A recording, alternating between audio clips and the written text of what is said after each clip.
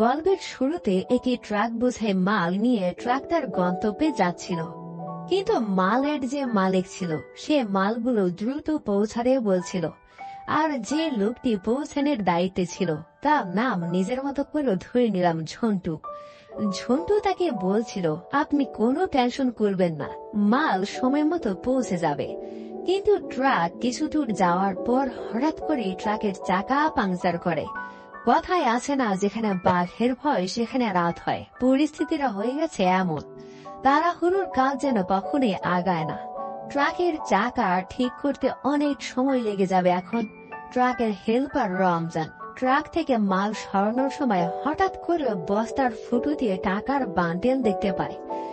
এরপর সে ভালোভাবে চেক করে দেখে ট্রাকের সবগুলো বস্তার ভেতর শুধু টাকা আর টাকা। এত টাকা দেখে রমজানের মাথা পুরাই নষ্ট। এরপর রমজান ড্রাইভারকে চুপি চুপি এসে বলে, উস্তাদ একটু এদিকে আসেন। এই ট্রাকের মধ্যে যে ওই লোক মাল নেওয়া যাইতাছে, বস্তার ভেতর শুধু টাকা আর টাকা। ড্রাইভার বলে, কি করে সব? এরপর ড্রাইভার নিজেই চেক করে দেখে ঘটনা সত্যি। ড্রাইভার বলে, এই জন্যই তো বলি সকাল থেকে এত তাড়াহুড়া করতেছে কেন? রমজান বলে, উস্তাদ এটাই সুবর্ণ সুযোগ, এই টাকা হাত ছাড়া করণ যাইব না। এত টাকা পাইলে জীবন পুরাই পাল্টে যাইব। তখন ড্রাইভার বলে, তারা এর একটা ব্যবস্থা করতাছি, আগে ওই হালারে সিস্টেম করা লাগবো।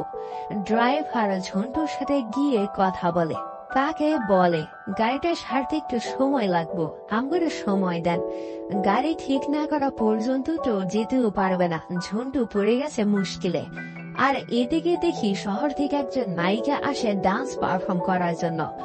বাদর কমিশনার তাকে ভাড়া করে এনেছে। নাম তার শায়লা। শায়লা ফিল্ম ইন্ডাস্ট্রিতে নতুন, নায়িকা হওয়ার তার অনেক স্বপ্ন, কিন্তু সিনেমায় অভিনয় করার সুযোগ পায়নি এখনো। বিভিন্ন আইটেম গানে সে পারফর্ম করে থাকে। এরপরে শায়লা নাচ গান শুরু করে দেয়। আর এই গানের মধ্যে নায়ক রুবেলকে দেখতে পাই, কিন্তু এখানে নাম তারা ব্যাংসন জুনায়েদ। শায়লা নেচে গিয়ে সবাইকে একদম পাগল বানিয়ে দেয়। আর এদিকে দেখি ট্রাক ঠিক করতে করতে সন্ধ্যা পার হয়ে গেছে। এই সুযোগে ড্রাইভার ও রমজান ঝন্টুকে মেরে ফেলার প্ল্যান করে। রমজান ঝন্টুকে গিয়ে বলে, বস একটু এদিকে আসবেন। রমজান ঝন্টুকে ডেকে নিয়ে গিয়ে এরপর ড্রাইভার ও রমজান দুজন মিলে ধস্তাধস্তি করে এক পর্যায়ে ঝন্টুকে মাথায় আঘাত করে মেরে ফেলে। চিৎকার শুনে ঝন্টুর সাথে থাকা ছেলেটা বাঁচাতে আসলে এরপর ওই ছেলেকে ধরেও তারা মেরে ফেলে। মেরে ফেলার পর ড্রাইভার ও রমজান ট্রাক নিয়ে পালিয়ে যাচ্ছিল, কিন্তু তারা খুব ভয়ে হয়েছিল তাদের মেরে এতগুলো টাকা নিয়ে এখন কোথায় যাবে। পুলিশ তাদের আবার ধরে ফেলবে না তো, এরকম অনেক টেনশন করছিল। ড্রাইভার বলে, এই টাকাগুলোর একটা ব্যবস্থা করতে হইব। আপাতত আজকে রাতটা আমরা এক হোটেলে গিয়া থাকি। আর এদিকে পার্টি শেষ করে বাদল কমিশনার শায়লাকে কুপ্রস্তাব দেয়। বাদলের কথা শুনে শায়লা একটু রেগে যায় আর বলে, এখানে এক মুহূর্ত থাকবো না। এরপর শায়লা ওই জায়গা ছেড়ে হোটেল ঝিলিকে এসে উঠে। আজকে রাতে এই হোটেলেই থাকবে। হোটেলের সার্ভিসম্যান গুন্ডু নায়িকা শায়লাকে দেখে পুরাই চমকে যায়। গুন্ডু শায়লার অনেক প্রশংসা করতে থাকে, আমি আপনার অনেক বড় ভক্ত। আরো অনেক বাড়িয়ে বাড়িয়ে বলতে থাকে তাকে খুশি করার জন্য। গুন্ডু শায়লাকে তার থাকার রুমে নিয়ে যায়। গুন্নুর সুন্দর সার্ভিসের জন্য শায়লা তাকে বকশিস দেয়। এরপর শায়লা মুখে সিগারেট ধরায়। গুন্নু ওই মুহূর্তে শায়লার সুন্দর চেহারা, তার হট লুক দেখে যেন নিজেকে সে কন্ট্রোল করতে পারছিল না। গুন্নু তার কাছ থেকে যেতেই চাচ্ছিল না। এরপর শায়লার অ্যাসিস্ট্যান্ট গুন্নুকে রুম থেকে নিয়ে যায়। এরপর দেখি শায়লার বাড়ি থেকে ফোন আসে এবং তাকে জানায় টাকা পয়সার ক্রাইসিস চলছে, কিছু টাকা পাঠা। শায়লা বলে, আচ্ছা দেখি কি করা যায়। এরপর শায়লা ফিল্মে বিভিন্ন প্রডিউসারদের ফোন দিতে থাকে একটা সিনেমায় তাকে সুযোগ দেওয়ার জন্য, কিন্তু শায়লা ইন্ডাস্ট্রিতে একদমই নতুন, তাকে কোনো প্রডিউসার নিতে চায় না। শায়লা সিনেমায় চান্স পাওয়ার জন্য প্রডিউসারদের একটু নেগেটিভ ইঙ্গিতও দিয়ে থাকে, প্রডিউসাররা যদি গলে গিয়ে তাকে সিনেমায় নেয় এই কারণে। সেদিন রাতে ট্রাক ড্রাইভার হোটেল ঝিলিকে এসে উঠে। এরপর ড্রাইভার হোটেল একটা রুম বুকিং করে নেয় আর বলে সরকারি মাল আইছে, মালগুলো রুমে রাখবো। এরপর টাকার বস্তাগুলা তারা হোটেল রুমে নিয়ে রাখে। আর এদিকে গুন্ডু বাইরে থেকে শায়লার রুমের দরজার ছিদ্র দিয়ে শায়লার শরীর দেখার চেষ্টা করে। শায়লা তখন এই এলাকার একজন নেতা হাশেম সাহেবের সাথে ফোনে কথা বলছিল। আপনাদের এলাকায় আইলাম, আপনার কোনো খোঁজই নাই। হাশেম বলে, আমি তো তোমার কাছে থাকবার চাই, তুমি তো দূরে ঠেলে দিছো। শায়লা বলে, হোটেল ঝিলিকে আজ রাত আসি, চলে আসেন, আপনাকে একটু ঝিলিক দেখাই দিই। হাশেম তো মহা খুশি। ঠিক তখন শায়লা দরজা খুললে গুন্নুকে দেখতে পেয়ে বলে, তুমি এখানে কি করছো?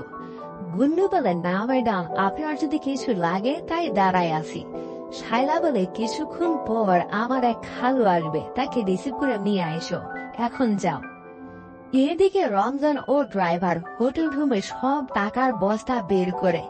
কোটি কোটি টাকা দেখা তারা খুশিতে আত্মহারা হয়ে যায় আর রুমের ভেতর খুশির খেলায় টাকা উড়াইতে থাকে। এবার হোটেলের ম্যানেজার গুন্নুকে হোটেলের চাবি দিয়ে বাসায় চলে যাচ্ছিল আর গুন্নুকে বলে যায় সবকিছু দেখে শুনে রাখিস। এর কিছুক্ষণ পর হাশেম সাহেব হোটেলে আসে। গুন্নু হাশেমকে নিয়ে শায়লার রুমে যায়। শায়লা দরজা খুলে হাশেমকে ভেতরে যেতে বলে। শায়লা গুন্নুকে কিছু বকশিস দিয়ে বলে, এখানে যে কেউ আসছে এটা কাউরে বলল না। গুন্নু বলে, ঠিক আছে ম্যাম। ভেতরে ভেতরে গুন্নু খুব জ্বলছিল আর মনে মনে বুড়ো হাসানকে গালি দিচ্ছিল। ওখান থেকে ফিরে আসার সময় ট্রাক ড্রাইভারের রুম থেকে আওয়াজ শুনতে পায় গুল্লু। এরপর সে দরজার ছিদ্র দিয়ে দেখে রুমের ভেতর তারা প্রচুর টাকা উড়াচ্ছে আর ফুর্তি করতেছে। রুমে এতগুলো টাকা দেখার পর গুন্নুর মাথা পুরাই নষ্ট হয়ে যায়। সঙ্গে সঙ্গে নিচে দৌড়ে গিয়ে সে তার বন্ধু বশিরকে ফোন করে। গুন্নু বলে, তুই একটু সাইডে যা। বশির সাইডে যাওয়ার পর গুন্নু সব ঘটনা খুলে বলে, হোটেলে কোটি কোটি টাকা ঢুকছে, তোর হেল্প লাগবো। কিন্তু বশির প্রথমে বিশ্বাস করতে চাচ্ছিল না। গুন্নু বলে, খুদার কসম দোস্ত, আমার মনে হয় টাকাগুলো ওরা ডাকাতি করছে, তুই তাড়াতাড়ি আয়। এরপর বশির তার সাথে আরেকটা ছেলে নয়নকে নিয়ে দ্রুত হোটেলের দিকে যায়। ওখানে থাকা বাকি দুইজন তাদের হাব ভাব দেখে বলে, নিশ্চয়ই কোনো ধান্দা করতে যাইতাছে, চল অগ দুইটাকে ফলো করি। এদিকে হোটেল রুমের ভেতর হাসেম শায়লার সাথে ফুর্তি করার জন্য 5 লাখ টাকা দেয়। হাসেম ঘরে বউ বাচ্চা রেখে হোটেল আসছে মেয়ে নিয়ে ফুর্তি করতে। যাই হোক, এরপর হোটেল বসির চলে আসে আর দূর থেকে ওই দুইজন তাদের ফলো করছিল। তাদের ধান্দার কাহিনী বুঝতে পেরে ওই দুইজন বলে, চল বড় ভাইরে গিয়া তাড়াতাড়ি কাহিনীটা জানাই।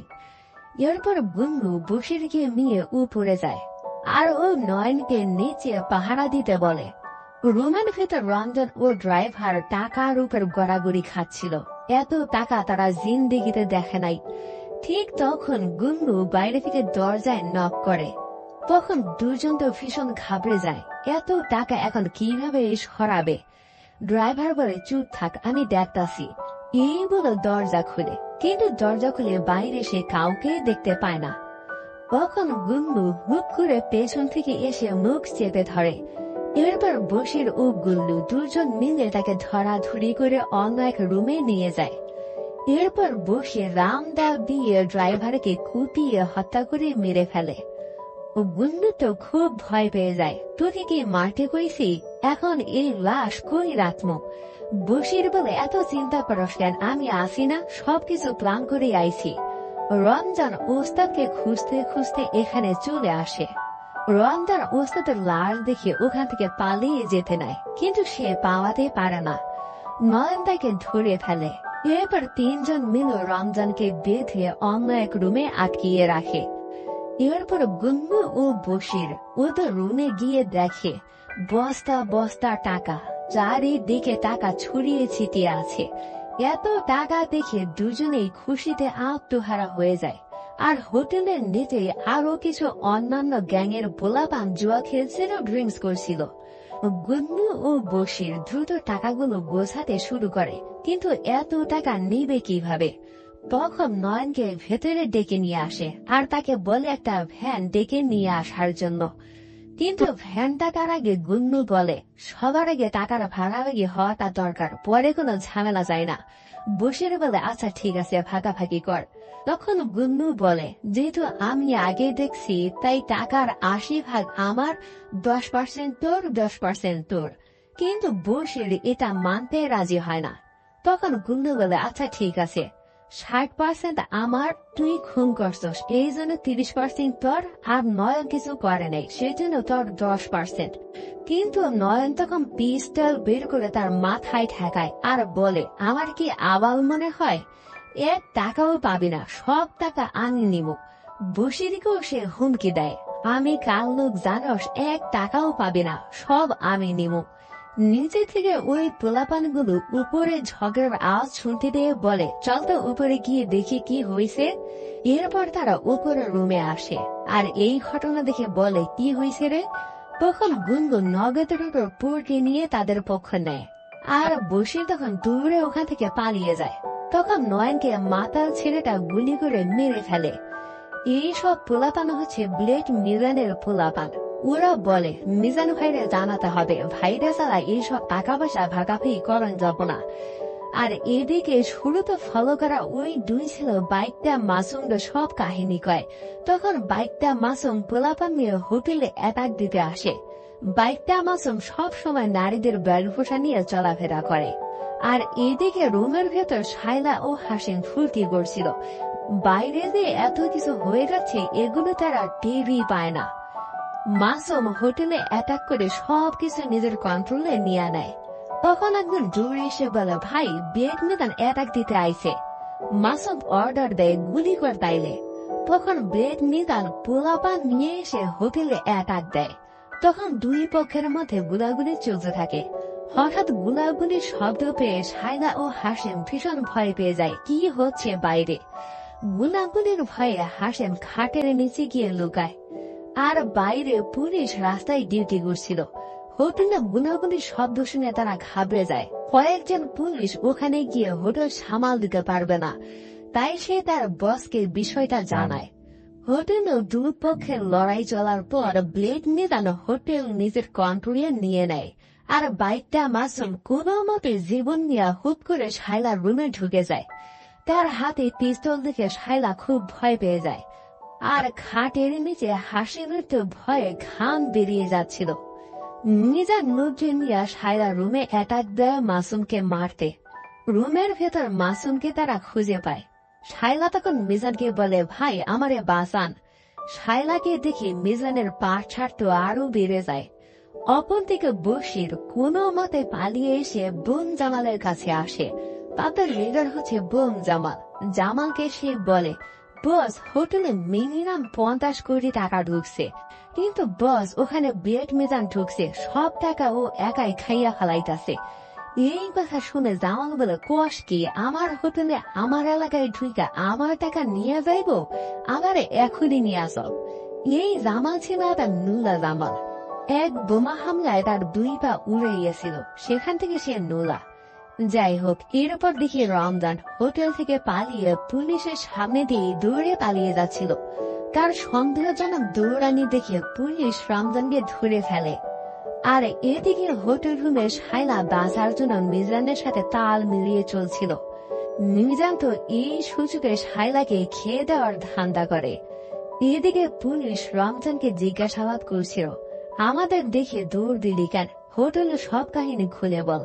ঠিক তখনই হোটেলে গুলাগুলির বোমার আওয়াজ শুনতে পেয়ে পুলিশ পুরে আতঙ্কের মধ্যে পড়ে যায়। হোটেলে ভয়াবহ যুদ্ধ চলছে। এখন বনজামাল ব্লেড মেজানের পোলাপানকে অ্যাটাক করছে। পুলিশ দ্রুত অফিসারকে ফোন করে ফোর্স পাঠানোর জন্য বলে, নইলে নিয়ন্ত্রণ করা সম্ভব নয়। এরপর হোটেলে এক পর্যায়ে জামাল সবাইকে মেরে হোটেল কন্ট্রোলে নিয়ে আসে। এরপর রুমে গিয়া বস্তা বস্তা টাকা দেখা জামাল তো পুরাই হতাশ। এত টাকা বাপের জিন্দিগিরও সে দেখে নাই। জামাল খুশি হয়ে গুন্নুকে 1 বান্ডেল টাকা দেয় আর বসিরকে 1 বান্ডেল দেয়। গুন্নু বলে, বস এ আপনি কিনে দিলেন, টাকাগুলো আমি সবার আগে দেখছি। তখন গুন্নুকে আরেকটা বান্ডেল দেয়। কিন্তু গুন্নু তাতেও খুশি না। বেশি খেতে গিয়ে কপালে কোনো জুটল না। গুন্নু হঠাৎই বলে, বেড মিজান পলায় নাই, সে নিশ্চয়ই নায়িকার রুমে আছে। নায়িকার কথা শুনে জামাল আরো খুশি হয়ে যায়। নায়িকা আছে এই কথা আমারে আগে কবি না, এত টাকা পয়সা দিয়ে আমি কি করবো, আমারে তাড়াতে নায়িকার রুমে নিয়ে চল। এরপর জামাল পোলাপান নিয়ে নায়িকার রুমে যায়। বেড মিজান তখন পুরাই ফাইসা যায়। জামাল মিজানদের সেই নিবেনের ট্রিট দিতে থাকে। টাকা রেখে এখন দুজনের মধ্যে শাইলাকে নিয়ে কারাগারি বাজে। জামাল তার লোকদের বলে মিজানরে নিয়ে যাইতে। এরপর মিজানরে তারা তুলে নিয়ে যায়। আর খাটের নিচে লুকিয়ে থাকা হাসেন পুরাই মাইনটা চিবাই ফাইসা গেছে। জামাল বলে, তুমি একটু বসো, আমি এখনই আসতাছি। শাইলাও হোটেলে থাকতে এসে কি একটা বিপদে ফেসে গেছে। এখন এখান থেকে সে কিভাবে মুক্ত হবে, কাকে সে ফোন দেবে? তখন শায়লা ব্যঞ্জন জুনায়েদকে ফোন দেয়। শায়লা জুনায়েদকে সব ঘটনা খুলে বলে। জুনায়েদ সব শুনে বলে, ঠিক আছে, আমি আসতাছি। এরপর জামাল শায়লার কাছে আসে এবং তাকে নিয়ে বিদেশে ঘুরতে যেতে চায়। শায়লা বলে, আমাকে নিয়ে একটা সিনেমা বানা। জামাল বলে, একটা কেন, তোমাকে নিয়ে অনেকগুলো সিনেমা বানাবো, শুধু শর্ত একটাই, তোমার মনের ভেতর আমাকে একটি জায়গা দিতে হবে। জামাল গুন্নুকে ডেকে বলে, টাকার একটা বস্তা নিয়ে আয় তো। গুন্নু সঙ্গে সঙ্গে টাকার বস্তা নিয়ে হাজির। এরপর জামাল অনেকগুলো টাকা শায়লাকে উড়িয়ে মারে আর বলে, এগুলো তোমাকে আজকে রাতের জন্য উপহার। এর কিছুক্ষণের মধ্যে ব্যঞ্জন জুনায়েদ গাড়ি নিয়ে অনেকগুলো পোলাপান নিয়ে হোটেল ঝিনিকে এসে হাজির হয়। সাথে কমিশনার বাদল ছিল, তারা একই গ্রুপের। এখানে জুনায়েদের এন্ট্রি স্টাইলটা পুরাই অসাধারণ ছিল। জুনায়েদ লোকজন নিয়ে হোটেল অ্যাটাক করতে ঢুকে যায়। হোটেলে ঢুকে জুনায়েদ ও তার পোলাপান গুনাগুলি শুরু করে দেয়। বশির দ্রুত জামালকে এসে বলে, ব্যঞ্জন জুনায়েদ 1-150 পোলাপান নিয়ে হামলা করছে, আমাদের এখনই পালাইতে হইব। এরপর ভয় পেয়ে তারা পালাতে শুরু করে। বিল্ডিং থেকে পালাতে না পেরে সবগুলো শয়তান এক রুমের মধ্যে জড়ো হয়। জুনায়েদের হাত থেকে বাঁচার আর কোনো উপায় নাই, কিন্তু জামাল বলে, এখন নিজেদের মধ্যে ঝগড়াঝাটি করে কোনো লাভ নাই। এখন আমাদের সবাইকে এক হইয়া জুনায়েদকে ঠেক দেওয়ান লাগবো। এরপর তারা সবাই একত্রিত হয়ে জুনায়েদের সাথে মোকাবেলা করে, কিন্তু তারা কয়েক মিনিটও টিকতে পারে না। জুনায়েদ তাদের সবাইকে জিম্মি করে ফেলে। সবাই এক গোয়ালের গরু। টাকার লোভ সামলাতে না পেরে নিজেদের মধ্যে মারামারি লাগাইয়া টাকার ভাগ শুধু বাড়তাছে। এখানে গুনগু আবার নগদের উপর পোল্টি নিয়ে নেয়। নিজে বাঁচার জন্য জুনায়েদকে বলে, ভাই, টাকাগুলো সবার আগে আমি দেখছি। দেখার পর জামাল ভাইকে বিষয়টা জানাই। উনি আসার পর আমি বললাম, এই টাকার কথা আমাদের বস জুনায়েদ ভাইকে জানাতে হবে। কিন্তু জামাল ভাই আমাকে ঘুষ দিতে চাইল, কিন্তু আমি তো শিক্ষিত ছেলে, ঘুষ নেব না। তাই জামাল ভাই আমাকে অনেক বাজে বাজে কথা বলছে, আর আপনাকেও টাকাগুলো পুটকিতে ভরে দিতে চাইছে। তার এমন কথা শুনে জামাল বলে, আল্লাহ তারা তোর উপর ঠাডা ফালায়। এরপর বাকেও টাকার বিষয় নিয়ে জুনায়েদের সাথে কথা বলে, ভাই, এই টাকাগুলো আমরা দুইজন এখন ভাগাভাগি করে নেই। কিন্তু জুনায়েদ ছিল বুদ্ধিমান। জুনায়েদ বলে, এতগুলো টাকা নিজেরা হজম করতে পারবো না, তুই এমপি কে ফোন লাগা, এমপির লাগবো এখানে। এমপি সাহেব আইসা টাকা ভাগ করে দিব। এরপর বিষয়টা এমপি সাহেবকে জানানো হয়। এমপি সাহেব খবর পেয়ে সঙ্গে সঙ্গে হোটেলে চলে আসে। জুনায়েদ বলে, টাকাগুলো কেমনে কি ভাগাভাগি করা যায় করে দেন। এমপি বলে, এক কাজ করো, আমার বাসায় 5 বস্তা পাঠিয়ে দিয়ে বাকি টাকাগুলো তোমরা ভাগ করে নিও। আর বড় সারপ্রাইজটা কোথায়, নায়িকা কোথায়? আমি কি এত রাতে শুধু টাকার জন্য এখানে এসেছি নাকি? নায়িকার কাছে নিয়ে যাও। এরপর বাদল এমপি কে নায়িকার রুমে ঢুকিয়ে দেয়। শায়লা বলে, আমার খুব ভয় করছে, একটা শো করতে এসে এখানে ফেসে গেছি। সেও বলে, কোনো ভয় নাই, আমি এই এলাকার এমপি। এই সুযোগে এমপি সাহেবও শায়লাকে খেয়ে দিতে চাচ্ছে। তার সাথে রোমান্টিক কথা বলা শুরু করে। কিন্তু হোটেলের নিচে সাংবাদিক, মিডিয়া কর্মী, পুলিশ ফোর্স এসে জড়ো হয়ে গেছে। পুলিশ এসপি কে ফোন করে বিষয়টা জানায় এবং তাকে দ্রুত এখানে আসতে বলে। আপনি আসলেই আমরা পুলিশ ফোর্স নিয়ে এটাকে যাব স্যার।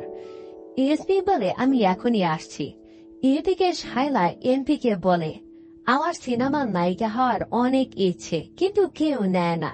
আপনি আমাকে নিয়ে একটা সিনেমা প্রডিউস করুন না প্লিজ। এমপি বলে একটা না, তোমাকে নিয়ে দুইটা সিনেমা বানাবো। এটা শুনে শায়লা আরো খুশি হয়ে যায়। তখন নিচ থেকে পুলিশ ঘোষণা করে দেয় পুরো হোটেল পুলিশ চারদিক দিয়ে ঘিরে ফেলেছে, কেউ পালাতে পারবে না। আপনারা সকলে আত্মসমর্পণ করুন, নইলে আমরা গুলি চালাবো। আত্মসমর্পণ করার জন্য পুলিশ 7 মিনিট সময় দেয় তাদের। পুলিশের কথা শুনে এমপি সাহেব খুবই ঘাবড়ে যায়। হঠাৎ পুলিশ আসলো কি হবে? এই ঘটনার সাথে সে যদি ফেসে যায় তাহলে তার মন্ত্রিত্ব শেষ। তখন এসপি চলে আসে। পুলিশ এসপি কে সব ঘটনা খুলে বলে আর বলে স্যার, এর আগে দেশ থেকে 50 কোটি টাকা পাচার হওয়ার যে ইনফরমেশন আমরা পেয়েছিলাম, আমরা নিশ্চিত সেই 50 কোটি টাকা এই হোটেলের মধ্যে আছে। শুধু আপনার অর্ডারের অপেক্ষায় আছি স্যার। এরপর এসপি স্যারের নির্দেশে পুলিশ হোটেলে অ্যাটাক করে। দুই পক্ষের মধ্যে তখন গুলাগুলি শুরু হয়ে যায়। এমপি সাহেব ভয়ে খাটের নিচে এসে লুকায়, আর খাটের নিচে খুব ফানি ভাবে হাসিমের সাথে দেখা হয়। এমপি তাকে বলে আপনি এখানে কি করছেন? হাসিম বলে আপনি যে কাজে আসছেন আমিও সেই একই কাজে আইসা ফাইসা গেছি। অনেকক্ষণ গুলাগুলি চলার পর পুলিশ তাদের সাথে পেরে উঠে না, আরো কয়েকটা ফোর্স লাগবে, তাই পুলিশ পিছুপা হতে বাধ্য হয়। এরপর পুলিশ তাদের উদ্দেশ্য করে বলে আপনারা আর কোন ধরনের গুলি চালাবেন না, আমাদের স্যার ভেতরে যাচ্ছে আপনাদের সাথে কথা বলতে, আপনারা কোনো গুলি চালাবেন না। এরপর এসপি ভেতরে যায়। ভেতরে গিয়ে টাকার বস্তা দেখে এসপির তো পুরাই মাথা নষ্ট। বাদল বলে টাকার দিকে হা করে তাকিয়ে না থেকে এখান থেকে বের হওয়ার রাস্তা বলে দেন। তখন এসপির সাথে তাদের একটা চুক্তি হয়, এখান থেকে 4 বস্তা টাকা এসপি কে দিতে হবে, আর বাকি সবকিছু এসপি স্যার সামনে নেবে, পাবে এখান থেকে উদ্ধার করবে। এরপর সকালবেলা দেখি ছোট ছোট যে নেতা গুন্ডা বদমাইশ ছিল ওদের অপরাধী বানিয়ে এসপি মিডিয়ার সামনে বলছিল আমাদের কাছে একটা তথ্য ছিল, দেশ থেকে প্রায় 50 কোটি টাকা পাচার হয়ে যাচ্ছে, আর এদেরকে ধরতে মাসের পর মাস চেষ্টা করেছি, অনেক ছক এঁকেছি।